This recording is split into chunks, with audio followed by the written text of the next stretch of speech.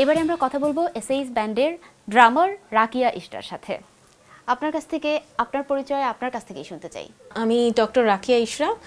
আমি এই ব্যান্ডে ড্রামস বাজাই, এসএইচ এর সাথে আছি।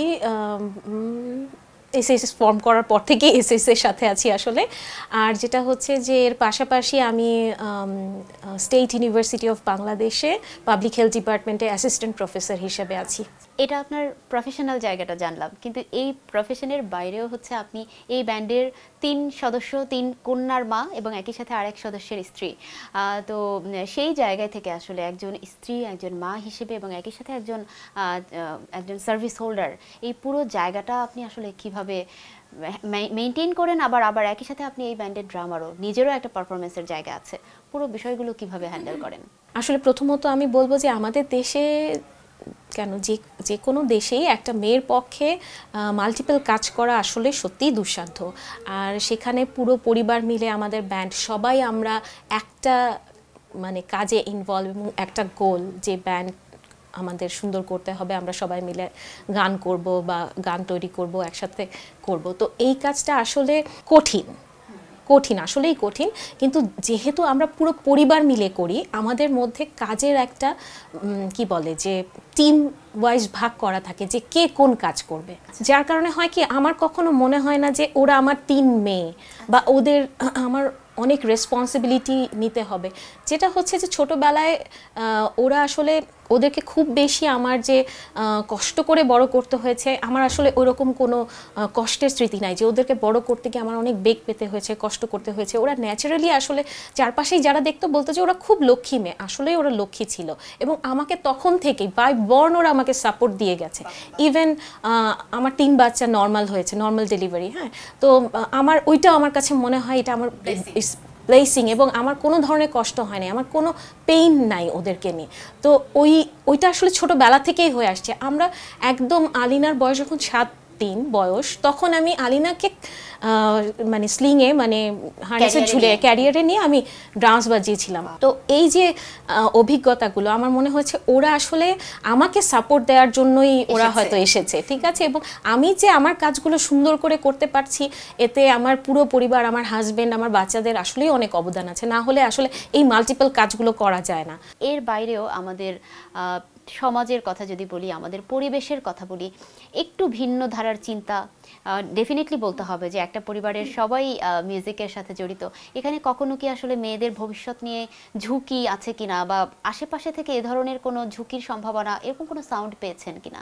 আমি আর আমার হাজব্যান্ড, আমাদের দুজনের মধ্যে আসলে কোনো ধরনের এইগুলো নিয়ে দ্বিধা কাজ করে না যে ওদেরকে মানে একটা স্টেরিওটিপিক্যাল লাইফ দিতে হবে। যে আমরা যেটা ছোটোবেলা থেকে বেশিরভাগ সময় পেয়ে অভ্যস্ত বাংলাদেশে, যে তোমাকে পড়াশোনা করতে হবে, একটা ভালো জায়গায় চান্স পেতে হবে, তারপরে তোমাকে চাকরি করতে হবে, মানে সিকিউর যে একটা প্রসেসের মধ্যে দিয়ে যাওয়ার চিন্তা। তো ওদের ব্যাপারটা হচ্ছে কি, ওর বাবা সবসময় দেখেছে ওদের ন্যাচারাল বেন্ড অফ মাইন্ড কোনটা, ওরা কি চায় আসলে, কোনো কিছু ওদেরকে চাপানো হয়নি। আমরা দুজন মিলে বাচ্চা বড় করতে করতেই প্যারেন্টিংয়ের অনেকটাই আসলে আমারও ওর কাছ থেকেই শেখা। যেমন আমাকে ও সবসময় বলতো যে তুমি অবজার্ভ করো ওদেরকে, কিন্তু তুমি একদম ডিরেক্টলি ওদের দিকে তাকিও না, দেখো ওরা কি করে। এই যে ওদেরকে মানে নিজেদের মতো করে বেড়ে উঠতে দেওয়া, এবং ভুল হলে ব্যথা পাবার সম্ভাবনা থাকলে আমি ওদেরকে বলছি।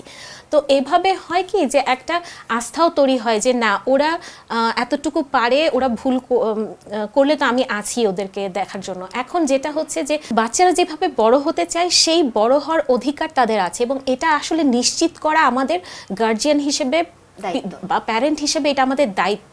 আমরা যদি শুধু ওদেরকে সকলকেই একই পথে ধাবিত করি, তাহলে তো এত এত বড় বড় যারা আছেন পৃথিবীতে, অনেক কিছু মানুষের জন্য করতে পেরেছেন, তারা তো আসতেন না। যেমন রবীন্দ্রনাথ ঠাকুর, ওনাকে যদি সবসময় বলা হতো না তোমাকে ব্যারিস্টারি পড়ে শেষ করেই আসতে হবে, তাহলে আমরা রবীন্দ্রনাথ ঠাকুরকে পেতাম না, ঠিক আছে। তো এরকম অনেক ক্রিকেট প্লেয়ার আছে, অনেক সঙ্গীত শিল্পী আছে, ইভেন অনেক রিসার্চারও আছে। হ্যাঁ, আইনস্টাইনকে নাকি ওর স্কুল থেকে বের করে দিয়েছিল, সেই হিস্ট্রিও আমরা জানি, ঠিক আছে।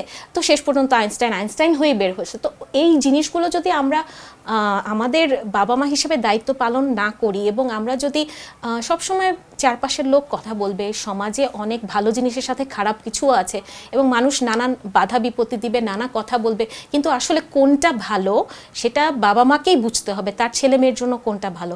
মানুষ বলেছে অনেক কথা, পরিবারের অনেক লোকে অনেক কথা বলেছে, বলে, কিন্তু আমরা আসলে মনে করি যে একটা মানুষের সাকসেস বা সফলতা হচ্ছে সে যত দিন আনন্দের সাথে সুস্থভাবে বেঁচে থাকবে, ওইটাই সফলতা। অনেক বাড়ি গাড়ি ফিক্স করে দেই যে এটা হতে হবে, এটাই বোধহয় সফলতা, কিন্তু আপনারা সেই জায়গাটা থেকে বেরিয়ে আনন্দে বাঁচা, অন্যকে আনন্দ দেওয়ার মধ্যেই সফলতা। সেটাই আসলে এইটাই সফলতা হওয়া উচিত। আমরা যদি নেচারে দেখি, আমাদের চারপাশে প্রকৃতিতে দেখি, বেঁচে থাকা কিন্তু প্রকৃতিতে অনেক সহজ। আমরা যত জীবনকে সহজ করব সেই জীবনটাই হচ্ছে সফল, প্রকৃত সফল জীবন। এবারে আমরা কথা বলবো এসএইচ ব্যান্ডের পাওয়ার হাউস বলতে পারি, প্রতিষ্ঠাতা বলতে পারি, অর্থাৎ যার সঙ্গীত দর্শন, যার চিন্তা ভাবনা এবং তত্ত্বাবধানেই এসএইচ ব্যান্ডটি বেড়ে উঠছে, গড়ে উঠছে, ডক্টর সাইফ শরীফ। কথা বলছি তার সঙ্গে।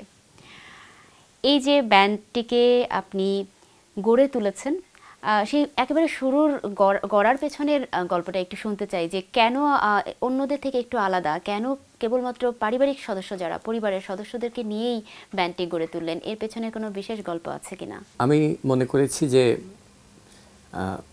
প্রত্যেকে তার নিজের মতো করে চলার একটা স্বাধীনতা থাকা উচিত, আমরা যেন কিছু চাপিয়ে না দিই। তো আমি দেখলাম যে ওরা কিন্তু জন্ম থেকেই মনে হচ্ছিল যে ওরা একটু সঙ্গীতের দিকে আকৃষ্ট, জন্ম থেকে মনে হচ্ছিল ওরা খুব ভালো গিটার বাজাচ্ছে, খুব ভালো গান করছে। তো সেটা থেকে আমি চিন্তা করলাম যে এটা তো প্রকৃতিগতভাবেই ওরা নিয়ে এসেছে, তো ওদেরকে মনে হয় সঙ্গীতের মধ্যেই রাখা উচিত। আমি আসলে যেটা দেখেছি যে ওদের ন্যাচারাল যে বেন্ড অফ মাইন্ড সেটা সঙ্গীতের দিকে, তো সেখান থেকে আমার চিন্তা যে ঠিক আছে, এটা সৃষ্টিকর্তা ওদেরকে এই কাজেই পাঠিয়েছে, তো আমার উচিত সেটাকে যতটুকু পারি এগিয়ে নেওয়া। এবং এই ব্যান্ডে আপনার সাথে আপনার স্ত্রীও আছেন। এই যে দুজন আসলে বাবা মা হিসেবে যখন দেখেন আপনার 3 কন্যা, তারাও বেড়ে উঠছে ব্যান্ডের সদস্য হিসেবে, বড় হচ্ছে, একজন বাবা মা এবং একই সাথে ব্যান্ডের সদস্য বা প্রতিষ্ঠাতা, সেই জায়গা থেকে বিষয়টা কিভাবে দেখেন? এটা তো অনেক সুন্দর একটা অনুভূতি। আমরা ভালো লাগার কাজকে আমরা পেশা হিসেবে নেওয়ার চেষ্টা করে যাচ্ছি এখন। তো এটা চমৎকার একটা অনুভূতি। আর যখন দেখি যে ওরা বাজাচ্ছে, বা ওরা তো আসলে মিউজিক শুধু বাজাচ্ছে তা না, ওরা তো রেকর্ডিংয়ে কাজ করছে বা এখন গিটার শিখাচ্ছে, তখন আসলে মনে হয় যে হ্যাঁ, একটা ভালো কাজ হয়েছে। কারণ ওদের দ্বারা সবাই মানে শিখছে, ওদের কাছ থেকে অনেকে অনেক কিছু শিখছেও, এখন ওদের স্টুডেন্ট আছে। তো সেটা এগুলা দেখলে আসলে ভালো লাগে যে হ্যাঁ, কিছু একটা হচ্ছে, মনে হয় ভালো কিছু হচ্ছে, শুধু গান না, আরো ভালো কিছু হচ্ছে। ওদের ভেতরে আসলে বাবা মা হিসেবে পার্থক্য বা বিশেষত্ব কেমন দেখেন, কার বৈশিষ্ট্য কেমন, আপনার কাছ থেকে একটু জানতে চাই। ঈদ যেটা সবচেয়ে বড় মেয়ে, ও খুব লিডারশিপ চর্চা করে, ওর নেতৃত্ব খুব ভালো মনে হয় আমার কাছে। আর ওর গান ছাড়া ওর বিশেষ গুণ দুটা আছে, গান ছাড়াও ও তো বেসিস্ট আর ভোকাল ঈদ, তাছাড়াও খুব ভালো রাঁধতে পারে, এটা ঈদের খুব ভালো একটা গুণ আমার মনে হয়। আর লেখালেখিতেও ঈদের হাত আছে, ও সাহিত্য ভালো করে। আর সারোয়া হচ্ছে টোটালি টেকি আর কি, যেটা আমরা বলি, ও হচ্ছে মিক্সিং মাস্টারিং এগুলা করবে, গিটারিস্ট তো আছে, মিক্সিং মাস্টারিং কাজগুলা করে, প্রচুর ইংলিশ বই পড়ে এবং ও লিরিক্স লেখে, কিন্তু ওর বাংলায় লিরিক্স যত ভালো হয় তার চেয়ে ইংলিশে লেখা ভালো হয় আর কি। আর আলিনা হচ্ছে ওদের দুজনের সংমিশ্রণ, এই দুই বড় বোনের সংমিশ্রণ, ও সবই পারে। একটু মুরব্বি টাইপের কথা বলে, ও একটু হ্যাঁ, একটু আমরা ওকে বলি যে তুমি তো কলেজের প্রিন্সিপালের মতো, হ্যাঁ, একটা ভাবসাব আছে আর কি। ও মানে ও সবই পারে, ও মিউজিক করছে টুকটাক, দেখি যে চা বানানোতে ওর আগ্রহ আছে, ও তো মাত্র 10 বছর বয়স। হ্যাঁ, আবার দেখলাম যে মিক্সিং মাস্টারিং শেখার চেষ্টা করছে, আমাকে জিজ্ঞেস করে বাবা এটা কিভাবে আমি সাউন্ডটা করব, তো আগ্রহ আছে ওর আর কি। ও দুই বোনের একটা সংমিশ্রণ আলিনা। সন্তানদেরকে তাদের আগ্রহের জায়গা, তাদের স্রোতটা যেদিকে, আগ্রহের স্রোত যেদিকে, সেদিকেই নিয়ে যাবার চেষ্টা করছেন একটু একটু হাতে ধরে ধরে। এই জায়গাটা আসলে সামাজিক প্রতিবন্ধকতা কতটা পেয়েছেন? একজন মানুষ যদি সে ভালো ক্রিকেটার হওয়ার যোগ্যতা রাখে, তাকে যদি আমি বলি না তুমি ক্রিকেটার না, তুমি গান গাও, তাহলে তো একটু সমস্যা হবেই। হ্যাঁ, তো ওই ব্যাপারটাই মনে হয় হচ্ছে এখন, যে যার ক্রিকেটার হওয়ার কথা তাকে হয়তো ইঞ্জিনিয়ার বানানো হচ্ছে, যার হয়তো ডাক্তার হওয়ার কথা, তাকে হয়তো ইঞ্জিনিয়ার বানানো হচ্ছে, মানে একটা নিয়মের মধ্যে আমরা চলে যাচ্ছি, সবাইকে একই ছাঁচে ফেলার একটা ব্যাপার চলে আসছে। তো এই জায়গা থেকে সমাজটা যেহেতু এরকম, আমরা তো আমাদের পরিবার, আমরা তো অবশ্যই অনেক বাধার সম্মুখীন হয়েছি, দেখেছি যে তোমরা কেন এরকম করছো, এটা করা ঠিক না, এগুলো আমরা শুনেছি। বাট আমরা চিন্তা করেছি বাচ্চাদের ক্ষেত্রে ওরা যেটা ভালো লাগে সেটাই ওরা করুক। আর সৃষ্টিকর্তা যদি মানুষকে আনন্দ দেওয়ার যে ক্ষমতা, এটা যদি সৃষ্টিকর্তা ওদেরকে দেয়, তাহলে তো আমরা সবাই খুশি। আপনার সম্পর্কে একটু জানতে চাই যে আপনার আসলে একাডেমিক জায়গাটা কেমন ছিল, এবং সেখান থেকে আপনি নিজে যখন ব্যান্ড চর্চা শুরু করলেন সেই জায়গাটা কেমন ছিল? আমার সারা জীবনে গিয়েছে পড়াশোনা করে। আমি তো স্কুল কলেজ তো ঢাকা গভর্নমেন্ট ল্যাবরেটরি, ফার্স্টে শাহিনে ছিলাম, তারপরে ঢাকা কলেজ, তারপরে বুয়েটে ইলেকট্রিক্যাল ইঞ্জিনিয়ারিং, তারপরে কর্পোরেট জব। আমার তো আসলে পড়াশোনার মধ্যেই গিয়েছে সব কিছু। তো সেই জায়গাতে আর মিউজিক যেটা ছিল সেটা সবসময় পড়াশোনার ফাঁকে ফাঁকে চলতো। তো বুয়েট লাইফে যেটা হয়েছে, বুয়েট লাইফে আমি সবাইকে বলি যে আমি অবসরে পড়াশোনা করতাম। আমি এত ব্যস্ত থাকতাম সব কিছু নিয়ে, এক্সট্রা কারিকুলাম অ্যাক্টিভিটিস নিয়ে, অবসরে আমি পড়তাম আর কি বুয়েটে। সন্তানদের পড়াশোনার বিষয়টা একটু জানতে চাই, তারা কোথায় পড়ছে, কিভাবে কি পড়ছে? আমাদের নিজস্ব কারিকুলামে আমরা ওদের জন্য তৈরি করেছি। আমাদের নিজস্ব কিছু কারিকুলাম আছে। ওরা হয়তো কখনো রবীন্দ্রনাথ পড়ছে, কখনো হয়তো একটু বাইরের কোনো লেখকের লেখা পড়ছে, কখনো হয়তো ফেলুদা দেখছে, ইভেন সিনেমা দেখা ওদের কারিকুলামে পার্ট। আচ্ছা, দ্যাট মিন্স ওরা কোনো স্কুলে যাচ্ছে না, ট্র্যাডিশনাল কোনো স্কুলে যাচ্ছে না, আপনারাই বাসায় হোম স্কুলের মাধ্যমে, আপনাদের গাইডলাইনের মাধ্যমে ওরা বেড়ে উঠছে। হোম স্কুলটা আসলে কেমন, আপনারা তাদেরকে কিভাবে গাইড করছেন? হোম স্কুলিংটা করাতে হলে তো আসলে বাবা মাকে আগে জানতে হবে। হ্যাঁ, ওই জায়গাটা তো সবার জন্য হোম স্কুলিং আসলে অতটা প্রযোজ্য না। এটা তা আমরা যেহেতু জানি, আমরা পড়াশোনা করেছি অনেক, আমরা ওইভাবেই আর কি ওদের জন্য সবকিছু ঠিক করছি হোম স্কুলিং এর ব্যাপারটা। লাইফ পার্টনারের কথা যদি বলি, বা আপনার ব্যান্ড পার্টনার, তার সাথে আপনার সিঙ্কনাইজিংটা কেমন হয়? প্রতিটা ব্যাপারে যে মতের মিলটা তো খুব বেশি দরকার, বিশেষ করে প্রথা ভাঙার ক্ষেত্রে, সেক্ষেত্রে কতটা সাপোর্ট পান? ও আসলে অনেক আগে থেকে আমার সাথে আছে। তো অনেক আগে থেকে থাকার যেটা সুবিধা হচ্ছে যে আমরা একই আদর্শে বড় হয়েছি একসাথে বলতে গেলে। তো সেই কারণে এই সিঙ্কের সমস্যা হয় না।